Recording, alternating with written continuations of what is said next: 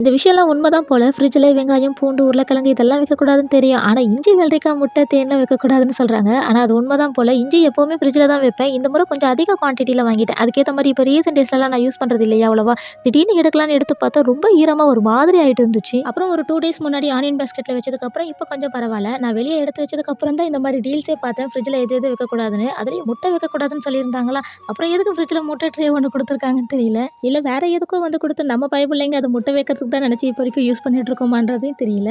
இப்படிலாம் சொல்றாங்கன்னு சொல்லிட்டு ஒரு நாளைக்கு வந்து முட்டைய வந்து வெளிய வச்சு தான் வந்து யூஸ் பண்ணிட்டு இருந்தோம். ஒரு 4 நாளைக்கு அப்புறம் அந்த முட்டை யூஸ் பண்றதுக்கு ஒரு பயமா இருந்தது. இதுவே ஃப்ரிட்ஜ்ல இருக்கு அப்படின்னா 1 வீக் ஆனா கூட அந்த முட்டைய தைரியமா யூஸ் பண்ண தோணுது. நீங்க யாராவது நான் இப்போ வரைக்கும் முட்டைய வெளிய வச்சு தான் யூஸ் பண்ணிட்டு இருக்கேன். அதுல எந்த ஒரு ஆபத்தும் இல்ல. தைரியமா யூஸ் பண்ணுங்க அப்படின்றவங்க மறக்காம கமெண்ட்ல சொல்லுங்க. ஒன்ஸ் அப்பான் டைம்ல பிரெட் பாக்கெட், தேன்லாம் கூட ஃப்ரிட்ஜ்ல ஸ்டோர் பண்ணி வச்சிருந்தேன். அதுக்கப்புறம் தான் அது வைக்கக்கூடாதுன்னு கேள்விப்பட்டு வெளிய வைக்க ஆரம்பிச்சுட்டேன். இந்த மாரி நானும் ஃப்ரிட்ஜ்ல இஞ்சி, வெள்ளரிக்காய், முட்டை, தேனெல்லாம் வச்சிருக்கேன்றவங்க இத பத்தி நீங்க என்ன நினைக்கிறீங்கன்றத மறக்காம வந்து கமெண்ட்ல சொல்லிட்டு போங்க.